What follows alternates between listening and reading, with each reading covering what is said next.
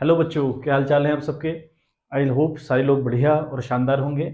और कॉमर्स की नई नई जर्नी आप लोग को बहुत पसंद आ रही होगी, है ना। चीज़ें इंटरेस्ट के साथ करिए, चीज़ों में इंटरेस्ट लीजिए, छोटी छोटी बातें जानने का प्रयास करिए। अपने आप आपको कॉमर्स में इंटरेस्ट आने लगेगा, धीरे धीरे आपको चीज़ें समझ में आने लगेंगी, है ना। अब अभी तक जितने अपनी आपने पढ़ाई कर दी, अगर आप सीरियस हैं पढ़ाई को लेकर, तो मैं समझता हूँ कि काफ़ी चीज़ें आपकी क्लियर हो गई होंगी। बहुत ज़्यादा मुश्किल चीज़ें होंगी नहीं, है ना। कुछ कुछ बातें हैं, विद द क्वेश्चन हम लोग करते जाएंगे, चीज़ें पता होती जाएंगी आप लोग को। कल हमारा अकाउंटिंग इक्वेशन के क्वेश्चन चल रहे हैं, जिसमें हमने 3 क्वेश्चन कर लिए। आज हम चौथे क्वेश्चन के ऊपर बात करने वाले हैं। 2-3 वीडियोस आपके पास और आएंगे, क्योंकि ये चैप्टर अपने आप में इंपॉर्टेंट है ना।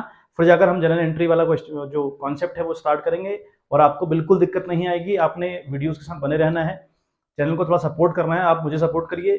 फिर आपके पास एक भी चीज़ ऐसी नहीं होगी जो आपको 11th खत्म होने तक पता नहीं चलेगी, है ना। ऐसे ही 12th में आप लोग बने रहिए, 12th में आपको सारा कुछ प्रोवाइड करवाया जाएगा, है ना। नेक्स्ट ईयर से हम बिजनेस स्टडी का भी प्लान बना रहे हैं कि बिजनेस स्टडी भी साथ साथ में आएगी, तो आप अपना भरपूर प्रेम बरसाइए, है ना। तो चीज़ें ईजी होते जाएंगे, दोनों लोग समझते जाते हैं, चीज़ों को करते जाते हैं। तो चलिए, आज का जो हमारा क्वेश्चन है अगेन अकाउंटिंग इक्वेशन के ऊपर है। तो क्वेश्चन हमारा है, prove that the accounting equation is satisfied in all the following transaction of Sameer Goyal. ठीक है, कोई कंपनी है समीर गोयल के नाम से, वो जो अलग अलग ट्रांजेक्शन हुए पड़े हैं, क्या वो सेटिस्फाई हो रही है आपस में या नहीं हो रही है, मतलब assets equal to liability plus capital हो भी रहा है कि नहीं हो रहा है, ये आपको क्वेश्चन बताना है। तो क्वेश्चन कहता है कि started business with cash ₹10,000, paid rent in advance 300, purchase goods for cash 5,000 and credit 2,000, sold goods for cash 8,000 costing 4,000, paid salary ₹450 and salary outstanding being 100। तो एक नया वर्ड है सैलरी आउटस्टैंडिंग, सीखते हैं भी क्या है ये। Then bought motorcycle for personal use ₹3,000। तो पूरी बात समझने का प्रयास करते हैं कि अल्टीमेट क्वेश्चन में हुआ क्या है। ठीक है, क्वेश्चन के अंदर हो क्या रहा है वो हम समझें एक बारी। तो फॉर्मेट के ऊपर बात करें तो फॉर्मेट हमारा हुआ, पहली लाइन आपको लिखनी है ट्रांजेक्शन, पहला कॉलम बनेगा ट्रांजेक्शन का। फिर अगला assets equal to liability plus capital, अपने गोल्डन जो फॉर्मूला हमारा हो वो आपने लिख देना है। ठीक है बात। अच्छा, अब पढ़ते चलते हैं, कहानी क्या क्या बन रही आपने, मैंने आपको कई बार बता दिया कि जब आप क्वेश्चन रीड आउट करें तो क्वेश्चन पढ़ते हुए आपको समझ में आना चाहिए कि एसेट्स के नीचे कौन कौन से कॉलम मेंटेन करने पड़ेंगे, ऐसे ही लाइबिलिटी के नीचे कौन कौन से कॉलम मेंटेन करने पड़ेंगे, लाइकवाइज कैपिटल के नीचे कैपिटल तो है ही है। अदरवाइज आपको बस सिर्फ इतना सीखना कि लाइबिलिटी में कौन कौन से कॉलम और एसेट्स में कौन कौन से कॉलम। ठीक है बात, इजी गोइंग तरीके से समझते हैं हम लोग। देखें, तो पहला हमारा है स्टार्टेड बिजनेस विद कैश ₹10,000। क्या कह रहा है कि हमने बिजनेस को स्टार्ट किया विद कैश ऑफ ₹10,000। तो आपको पता है पहला जो ट्रांजेक्शन हुआ बिजनेस का वो हुआ बिजनेस को स्टार्ट करने का। इसमें क्या होता है, कंपनी के पास कैश आता है और उसी कैश को कंपनी कैपिटल बोलती है। तो इस, है ना, इस वाले ट्रांजेक्शन में आपको 2 कॉलम खोलने हैं, एक कैश और एक कैपिटल, जो कि ऑलरेडी आपने खोल दिया। ठीक है, पहला जो ट्रांजेक्शन होगा उसमें आपने कैश कैपिटल खोलना है। तो कैश वाला कॉलम क्यों बना, क्योंकि कंपनी के पास कैश आ रहा है और इसी कैश को कंपनी क्या बोलती है बच्चों, कैपिटल बोलती है। You know very well. अच्छा, तो एक एसेट साइड में कैश बन गया, उधर कैपिटल के नीचे कैपिटल हमने एज इट इज उतार दिया। अच्छा, अगला समझते हैं, एक बात लिखी है पेड रेंट, हमने रेंट पे किया, ठीक है, इन एडवांस ऑफ ₹300। हमने एडवांस में रेंट पे किया है ₹300 का।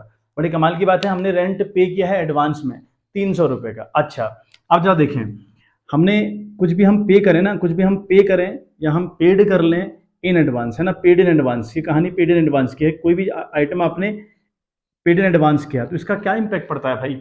देखें, आपने एक कमरा लिया हुआ है, सपोज करो आपने मार्केट में एक कमरा लिया और इस कमरे का पर मंथ किराया ₹1,000 था। ठीक है, बहुत सिंपल सी बात बता रहा हूँ, आपको ध्यान देकर सुनिएगा। जो कमरा है उस कमरे का किराया कितना है बच्चों, ₹1,000, है ना। मैंने ये कमरा, सपोज करो आपने जैन में ये कमरा ले लिया, तो आपने क्या करा, जैन से लेकर दिसंबर तक आपको पता है भाई 12 महीने है, और 12 महीने में इस कमरे में काम करूंगा, मैं कोचिंग करवाऊंगा, मैं या कुछ और काम करूंगा, वट जो भी आपकी प्लानिंग हो। आपने क्या किया, जो लैंडलॉर्ड है यानी जो ओनर है उस मकान का, आपने ₹12,000 उस बंदे को इकट्ठे दे दिए।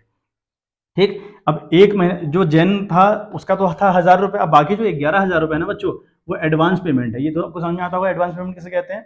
यही कंपनी भी करती है कई बार, चीज़ों को अप्रोच करने के लिए, चीज़ों को अपने पास रखने के लिए कंपनी एडवांस में पेमेंट कर दिया करती है सामने वाले को। ठीक है बात।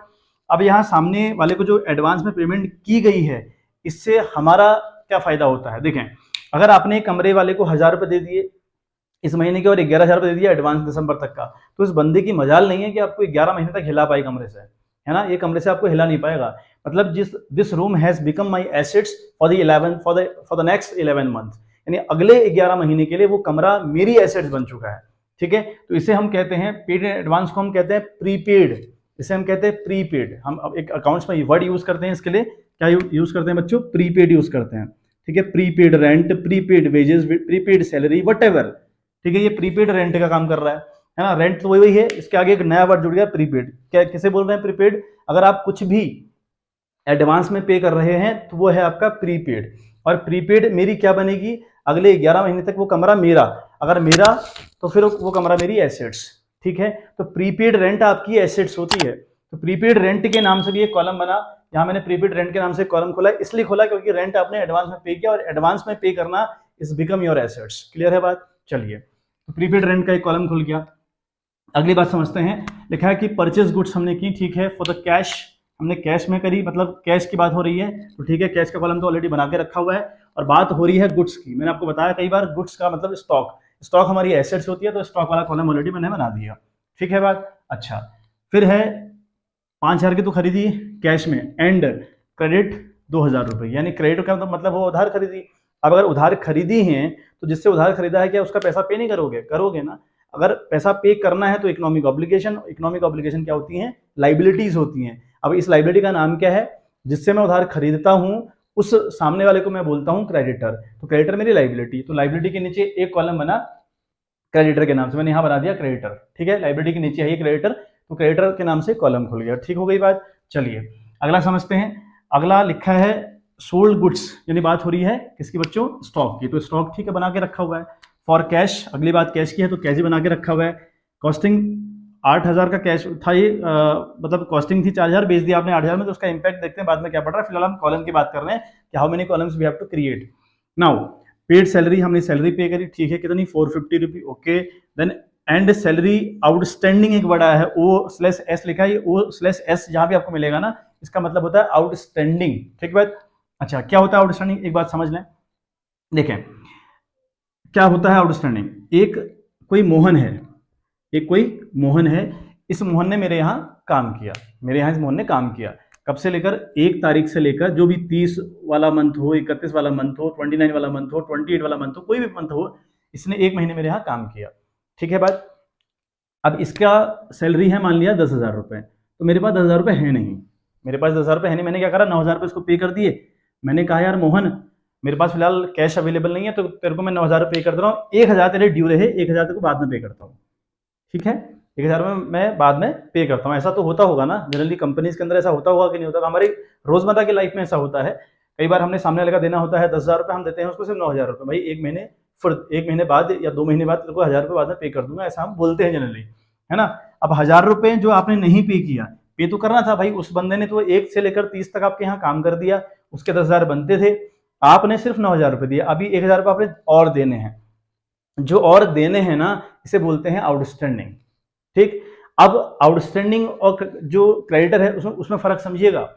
क्रेडिटर का मतलब क्या है? सामने वाले से मैं सामान उधार लेकर आया, उसको बोल रहा हूँ क्रेडिटर, पैसे तो उसके भी देने हैं, है ना। अब यहां पर काम, ये जो आउटस्टैंडिंग है, ये वर्ड किसके लिए यूज करना है?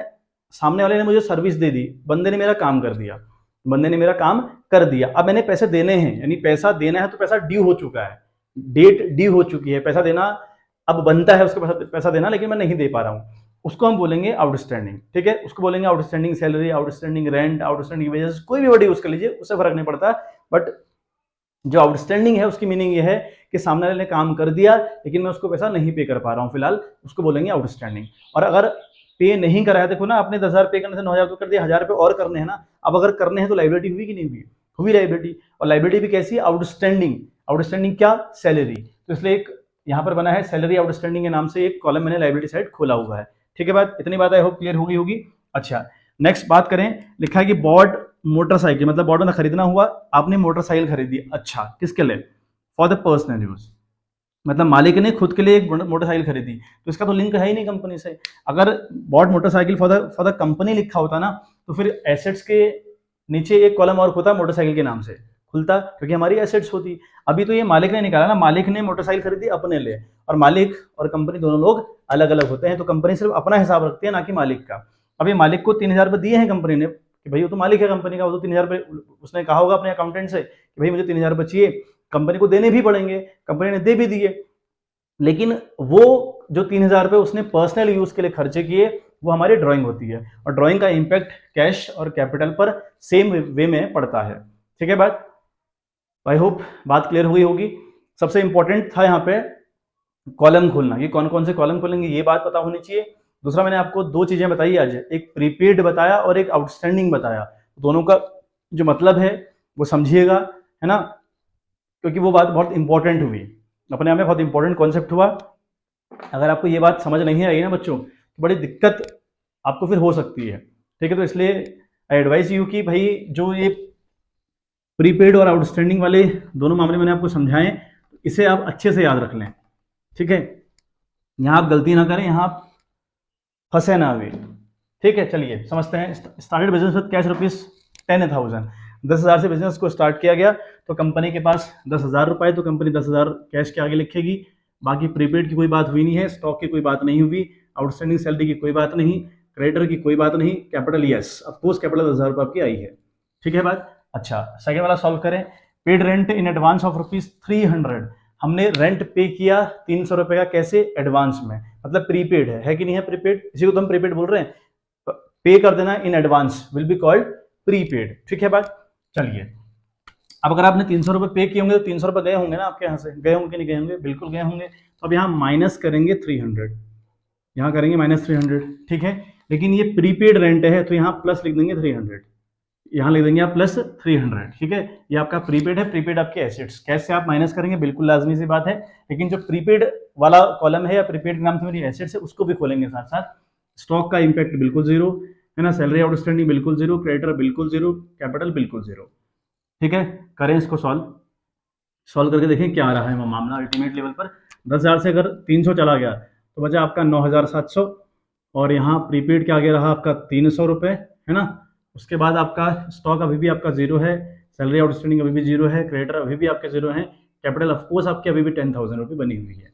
ठीक है बात। अच्छा, समझते हैं थर्ड वाला पॉइंट क्या कह रहा है। परचेज गुड्स फॉर कैश ₹5,000, यानी आपने स्टॉक खरीदा, ठीक है, 5,000 रुपये खरीदा एक, फिर 2,000 का फिर खरीदा, प्लस 2,000 खरीदा कि नहीं खरीदा।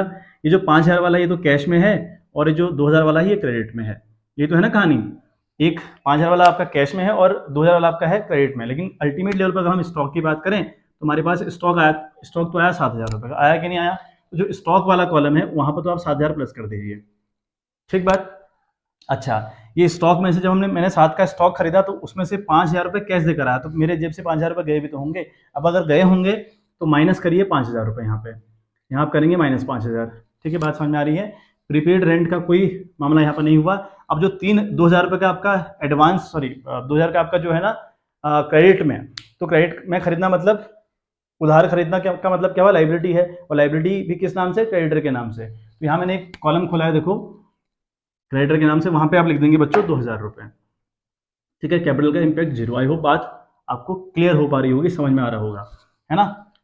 देखें तो यहाँ पर क्या होगा, 700 ये रहा, 9 से 5 गया तो 4 रहा, तो ये 4,700 का आपके पास कैश अवेलेबल है फिलहाल, 300 का प्रीपेड रेंट आपके पास अवेलेबल है, 7,000 का आपके पास स्टॉक अवेलेबल है, और 2,000 का आपके क्रेडिटर अवेलेबल हैं, और ऑफकोर्स आपकी कैपिटल 10,000 अभी भी बनी हुई है। ठीक है बात, यहाँ तक की बात आपको समझ आ गई होगी। आराम से समझते चलना है, पैनिक नहीं होना है, मैंने आपको पहले ही कर दिया। और बट रेगुलर बेसिस पे आपको पढ़ाई करनी पड़ेगी, वो इंपॉर्टेंट है, क्योंकि 11th आपका बच्चों बेस है। 11th नहीं आया ना आपको, तो फिर आप समझिए 12th आपको कभी नहीं आएगा। जब तक आपको 11th नहीं आता ना अच्छे से, तो फिर 12th आपको कभी नहीं आएगा। तो इसलिए थोड़ा फोकस के साथ करना है चीज़ों को। देखें, अगला लिखा है सोल्ड गुड्स। ठीक है, हमने गुड्स बेची हैं फॉर कैश 8,000, हमने 8,000 की गुड्स बेची, कैसे, कैश में।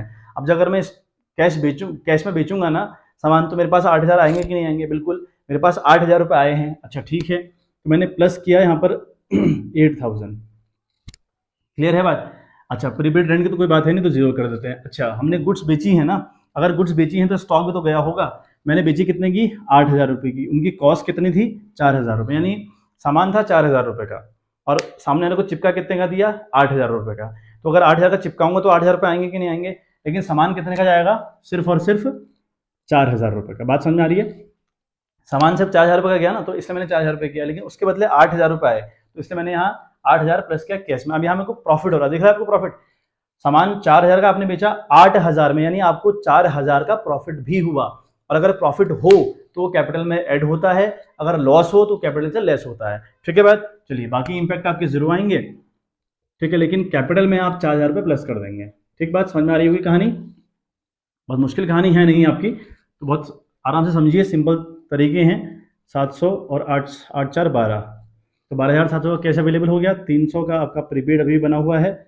और बात करें आपके स्टॉक की, तो साथ में 4 चला गया तो 3 रहा। ठीक है, 3,000 का स्टॉक रहा, जीरो प्लस ये 2,000 का बना हुआ है, और आपकी कैपिटल हो गई अब हैज़ बिकम नाउ 14,000 रुपी। ठीक बात, यहाँ तक की बात आई होप क्लियर हो गई होगी। ठीक है, और चेक करते चलें एक बार, 12,700 प्लस 300 कितना हुआ? 13,000। 13,000 प्लस 3 कितना? 16,000। और 14 प्लस 2 16। तो दोनों साइड इंपैक्ट सेम पढ़ने चाहिए पहली बात तो, और हर कॉलम में जब हम सॉल्व करते हैं ना तो सेम सेम आंसर आने चाहिए हर बार। ठीक है बात, देखें अगला क्या कहता है, पेड सैलरी ₹450। अच्छा, 450 की सैलरी हमने पे करी, एंड सैलरी आउटस्टैंडिंग 100 रुपये, और हमारी सैलरी भी आउटस्टैंडिंग है 100 रुपये। ठीक है बात, अभी मैंने आपको आउटस्टैंडिंग का मतलब बताया। आउटस्टैंडिंग का मतलब यह सामने वाले ने मेरा काम कर दिया लेकिन मैं सैलरी दे नहीं पाया, और अगर दे नहीं पाया तो it has become now my liability. Liability किस नाम से? आउटस्टैंडिंग सैलरी के नाम से, या सैलरी आउटस्टैंडिंग के नाम से एक मेरी लाइबिलिटी भी खुल गई। ठीक है बात, चलो देखो फिर कैसे हम सॉल्व करते हैं। देखो पेड सैलरी 450 तो कैश में करी, तो भाई अगर कैश में करी तो माइनस 450 हुआ कि नहीं हुआ? बिल्कुल हुआ सर, हुआ ना। अच्छा, प्लस प्रीपेड की कोई बात नहीं, स्टॉक की कोई बात नहीं।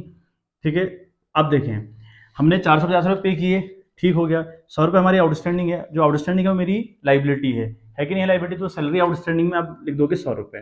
ठीक, प्लस क्रेडिटर आपके जीरो। अब यहाँ देखो कैसे इंपैक्ट पड़ना है, यहाँ कितना इंपैक्ट पड़ा है वो देखें। सैलरी पे करना मतलब हुआ पैसे का जाना, हुआ कि नहीं हुआ?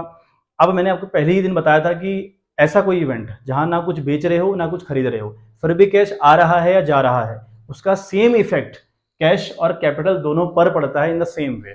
ठीक बात, तो अगर आपने 450 यहां से माइनस किया तो 450 आपके यहां से माइनस होने चाहिए। भाई आपने कैश पे किया है एज अ सैलरी, और ना तो कुछ बेचा ना कुछ खरीदा। मैंने कहा था कि कुछ खरीदना और कुछ बेचना, इसका इम्पैक्ट मतलब आपने सॉरी कुछ बेचा ना तो खरीदा, फिर भी कैश आया और गया, तो इसका इम्पैक्ट कैश और कैपिटल दोनों पर सेम वे में पड़ता है। तो यहाँ पर आपने 450 करना चाहिए था, लेकिन हम यहाँ 550 करेंगे। अब ये समझे बात, ये 550 क्यों कर दिया मैंने? देखें 450 की सैलरी थी जो कि देनी थी मैंने, और मैंने दे भी दी, लेकिन 100 और भी तो थे, मतलब मुझे कुल मिलाकर 550 रुपये देने थे। देने थे कि देने थे? अब अगर 550 रुपये देने थे तो मैंने कहा जहां पर कैश आएगा और जाएगा लेकिन बेचा नहीं खरीदा नहीं, तो उसका कैश और कैपिटल पर दोनों सेम फर्क पड़ता है। अब यहाँ सिर्फ 450 गया तो सिर्फ कैश से 450 माइनस किया, और कैपिटल से आप 550 माइनस करेंगे क्योंकि जाने आपके 550 थे। ठीक बात, चलिए एक सिंपल सी बात याद रख लें कि अगर आउटस्टैंडिंग वाला मामला होगा तो वो फिर कैपिटल से रिड्यूस भी होता है, उसका भले कॉलम खुलेगा एक अलग बात है, लेकिन कैपिटल से वो मामला माइनस भी होता है, ऐसे याद रख लें। ठीक बात, अब देखें ये कितना आएगा, 6 से 4 गया 2, और यहाँ 12,250 का मामला बना हुआ है, प्लस 300 का आपका ये वाला मामला हो गया, प्लस 3,000 का स्टॉक हो गया, इक्वल्स टू 100 यहाँ आ गया, और यहाँ पर 2,000।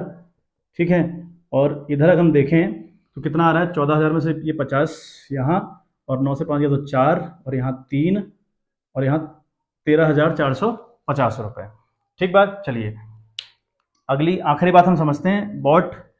ठीक है, बॉट मोटरसाइकिल खरीदी। अच्छा, मतलब पर्सनल यूज, मतलब ड्राइंग की बात कर रहा है, कितने की? 3,000 रुपये की, मतलब मालिक ने 3,000 रुपये निकाले और 3,000 खुद के लिए यूज कर लिए, मतलब ड्राइंग का इम्पैक्ट कैश पर और सिर्फ कैपिटल पर पड़ता है। यानी ड्राइंग करी गई 3,000 रुपये, तो कैश तो गया होगा ना 3,000 रुपये, अब गया, ठीक हो गया। भाई जब आपने पैसा दिया था तो वो वही तो कैपिटल थी, उसी कैपिटल से आप पैसा निकाल ले रहे हो, तो हम कैपिटल आपकी रिड्यूस कर देंगे, खत्म हो गई बात। तो ठीक हो गया, ड्राइंग का मामला जहां पर भी रहेगा हम क्या करेंगे बच्चों, कैश और कैपिटल से उनको माइनस कर देंगे। यहाँ लिखे है -3,000 रुपये, -3,000 लिखें, और बाकी सारे इंपैक्ट जीरो आएंगे आपके, और यहाँ भी आप -3,000 रुपये करेंगे बच्चों। ठीक है बात, चलिए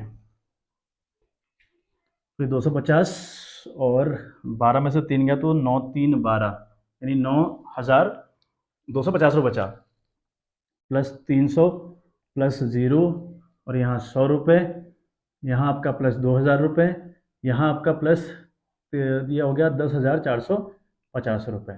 ठीक है बात, ये कहानी अल्टीमेट अब आपकी आ गई।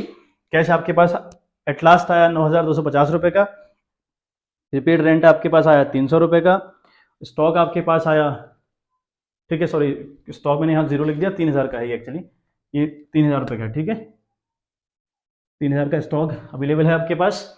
और सैलरी आउटस्टैंडिंग जो है वो आपके पास 100 रुपये है, और क्रेडिटर आपके पास 2000 रुपये हैं, और कैपिटल आपके पास 10,450 रुपये है। अब आपने लास्ट में क्रॉस चेक करने के लिए क्या करना है, यहाँ से लेकर यहाँ तक का एडिशन यहाँ लिखना है, और यहाँ से लेकर यहाँ तक का एडिशन यहाँ लिखना है बच्चों, ठीक है। दोनों साइड एडिशन इक्वल आने चाहिए, तो आपका फिर आंसर सही है, और जो कि इक्वल आ रहा है, ठीक है। अब ऐड कर लें, इक्वल आ रहा है वो, कोई दिक्कत परेशानी उस बात से है नहीं, बिल्कुल इक्वल आएगा। अब अगर इक्वल आ रहा है तो फिर देन एसेट्स भी आपकी इक्वल हुई और इक्वल्स टू भी आपकी लाइबिलिटी, ठीक है बात। तो चलिए मिलते हैं आपसे इन द नेक्स्ट वीडियो, तब तक के लिए bye bye, have a good day. आज के लिए इतना था, इसके स्क्रीनशॉट ले लीजिएगा, अच्छे से कर लीजिएगा, और वीडियो अच्छी लगे तो लाइक करनी है, कमेंट करनी है, सब्सक्राइब करना है, चैनल सर्कुलेट करनी है, और कमेंट जरूर करना है। अगर आपको वीडियो पसंद आ रही हो तो फिर आपने कमेंट करना है, ठीक है बात। चलिए मिलते हैं आपसे नेक्स्ट वीडियो, तब तक